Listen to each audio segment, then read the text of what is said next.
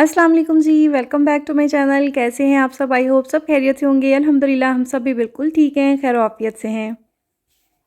आज का व्लॉग मैंने स्टार्ट किया दोपहर के टाइम पे। अभी हम लोग जा रहे हैं साहिवाल। अम्मी लोग मुझे छोड़ने के लिए जा रहे हैं मेरे मायके। ज़ावियर के फ़ाइनल एग्ज़ाम्स हो चुके हैं, तो बस छुट्टियों का फ़ायदा उठाते हुए हमने सोचा कि फ़ौरन से निकल जाते हैं।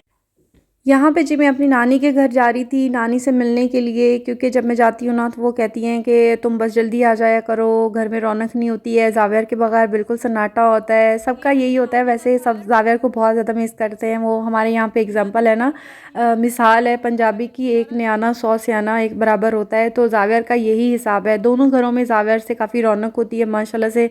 तो सब यही कहते हैं कि बस जाओ तो फ़ौरन से आ जाया करो। तो मेरा भी कुछ ज़्यादा लंबा ट्रिप नहीं होता, ज़्यादा से ज़्यादा 10 दिन या 15 दिन का होता है। कभी ऐसा होता है कि मैं जब कराची से आती थी तो 2-2 3-3 महीने रह के जाती थी। अभी जो मेरे सामान की कंडीशन है, मैं सिर्फ 1.5 हफ्ते के लिए जा रही थी, लेकिन मामू तो घबरा गए थे मेरा सामान देख के। वो कह रहे थे कि तुम तो ऐसे जा रही हो जैसे वापस नहीं आना। मुझे डर था कि मामू कुछ ना कुछ बोलेंगे ज़रूर, लेकिन अम्मी ने कहा कि तुम एक बैग कैरी करने से बेहतर है कि तुम 2 बैग्स बना लो, ज़ावियर का अलग बनाओ, अपना अलग बनाओ। तो इस तरह करते कराते जो है ना काफ़ी ज़्यादा मेरा सामान बन गया था। तो यहाँ पे जी वापस हम लोग गाड़ी में फिर से आपको नज़र आ रहे हैं, क्योंकि यहाँ हमारे साथ एक मसला हो गया था। मामू मुझे छोड़ने के लिए जा रहे थे बस स्टैंड पे, लेकिन वहाँ पे इतना ज़्यादा रश था आज, बसों में इतना रश था कि खड़ा होने की भी जगह नहीं थी। और हमारे यहाँ पे छोटा शहर है ना, तो इसकी वजह से यहाँ पे डाइवो वगैरह या फैसल मूवर्स रुकती नहीं है। तो फिर मामू ने कहा कि चलो वापस चलते हैं, मैं नमाज़ पढ़ के हम सब चले जाएंगे, तुम्हें छोड़ के आ जाएंगे। तो अभी बस मुझे छोड़ने के लिए जा रहे हैं, अम्मी लोग भी जा रहे हैं, साथ में मरियम भी है। मैंने जब अकेली ने जाना होता है तो मेरी कोशिश होती है कि मेरी वजह से घर वालों को कोई मसला या कोई तकलीफ़ ना हो। चलो मुझे यहाँ से, मैंने अकेली ने जाना है, ज़्यादा मसला नहीं है, मुझे यहाँ से बस में बिठा दें अच्छी में, आगे से भाई रिसीव कर लेते हैं या पापा रिसीव कर लेते हैं। तो हमेशा वैसे मैं ऐसे ही करती हूँ, बट इस दफ़ा जो है ना रश की वजह से घबराहट हो रही थी और मेरा खुद का भी जो है दिल नहीं मान रहा था बस पे जाने को। तो खैर जी हम लोग बस पहुँचने वाले थे। उकाड़ा टूल प्लाज़ा आपने देखा, इसके बाद 1-2 शहर और आएंगे, उसके बाद हमारा सिटी आ जाएगा। घर से निकलते हुए हमेशा जब भी मैं आती हूँ ना अम्मी लोगों के पास, तो मुझे यही होता है कि पीछे से जो मेरी मदर इन लॉ है कैसे अकेले रहेंगी। हालांकि माशाल्लाह हमारे घर साथ साथ ही हैं, नानी का घर, खाला का घर, मेरे दूसरे मामों का घर, छोटे मामों का घर, सब आसपास ही रहते हैं। लेकिन फिर भी वो एक अजीब सा दिल भारी हो रहा होता है कि सास मेरी पीछे से अकेली हो जाएंगी। तो बस मुझे इतनी ज़्यादा एक्साइटमेंट नहीं होती है। बहुत से लोग कहते हैं कि तुम्हारे हस्बैंड तो होते ही नहीं है यहाँ पे, तो कैसे तुम्हारा दिल लग जाता है। मेरी दोस्तें मुझसे पूछती हैं कि कैसे तुम रह लेती हो, कैसे तुम्हारा दिल लग जाता है। तो ये आपके अपने दिल की बात है, आपके अपने बस की बात है। आप जहाँ पे रहते हो आप उनके साथ अपना रिश्ता स्ट्रॉन्ग करो। यानी कि आपके मदर इन लॉ हैं, उनको सास मत समझें, आप ये समझें कि वो आपके शौहर की माँ हैं, तो आपकी भी माँ है। लड़ाई झगड़ा मैं नहीं कहती कि नहीं होता है, ऊंच नीच नोक झोंक हर रिश्ते में हो जाती है, लेकिन असल मजबूत रिश्ता वही होता है जो कुछ ही पल में फिर से पहले से भी ज़्यादा स्ट्रॉन्ग हो जाए। हम लोगों को आपने देखा होगा कि हम लोगों की बॉन्डिंग अल्हम्दुलिल्लाह इतनी स्ट्रॉन्ग है कि हम लोगों ने कहीं भी जाना है ना, इवन कि हमने मार्केट जाना है छोटा सा काम करने के लिए, तब भी हम एक साथ जाती हैं। नोक झोंक तो माँ बेटी में भी हो जाती है, फिर सास बहू कैसे बच सकती हैं। आपकी आपस में ऐसी बॉन्डिंग होनी चाहिए जो नोक झोंक के बाद, लड़ाई झगड़े के बाद दिल में नफ़रत या गुस्सा आने के बजाय प्यार बढ़े।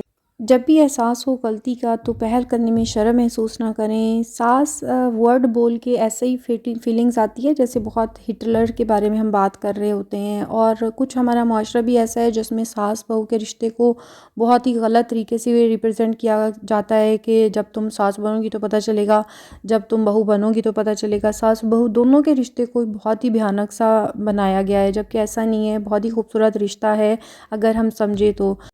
घर का इन्वायरमेंट अच्छा होना बेहद ज़रूरी है, और घर का इन्वायरमेंट अच्छा आप दोनों ही बना सकते हैं, यानी कि सास बहू ही बना सकती हैं। क्योंकि आपके बेटे ने, आपके शौहर ने तो घर से बाहर चले जाना होता है काम करने के सिलसिले में, रोज़ी कमाने के चक्कर में, आपकी ख्वाहिशात को पूरा करने के चक्कर में। घर में आपने ही रहना होता है और घर का माहौल अच्छा होना बेहद ज़रूरी है ताकि आप सुकून महसूस करें। अगर आपका बेटा या आपका शौहर बाहर से थक हार के आए तो उसको घर में आके अच्छी अच्छी वाइब्स मिले, अच्छा फ़ील हो। तो ये बातें अगर सोची जाए ना तो कभी भी हमारे घरों में लड़ाइयाँ झगड़े ना हो। अगर लड़ाइयाँ झगड़े हो भी जाते हैं ना तो उसके बाद कोई इस तरह की कोई टेंशन और बेसुकूनी सी ना रहे।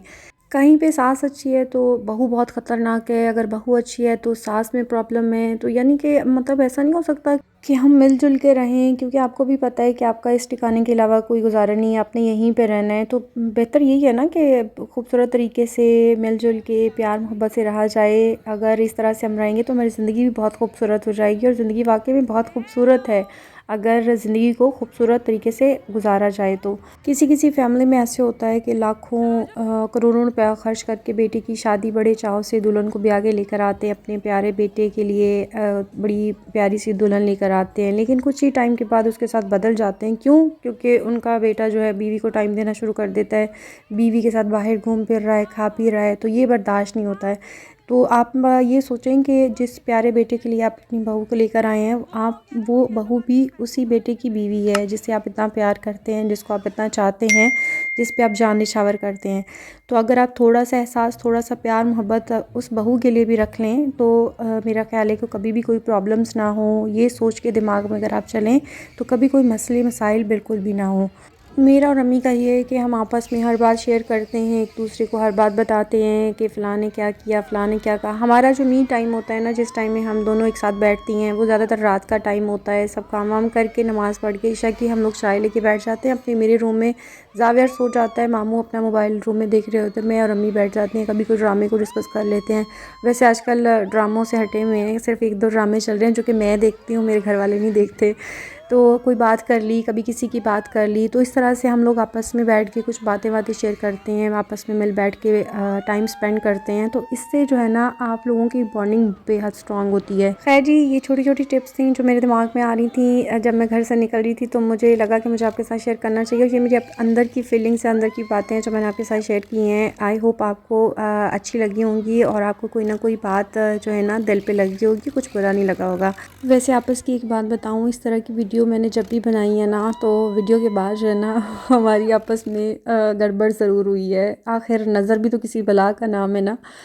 वैसे ये किसी बला से कम भी नहीं है। नज़र चाहे प्यार की हो, चाहे हसद की हो, इंसान को कहीं का नहीं छोड़ती। अल्लाह ताला हम सबको नज़र बद से महफूज रखे, आमीन सुम आमीन। तो चलें जी, यहाँ पे मैं आपको थोड़ा सा बताती चलूँ। ये हम लोग आए हुए थे DPS स्कूल साहिवाल में, फ़न फेयर था, तो वहाँ पे हम लोग आए थे।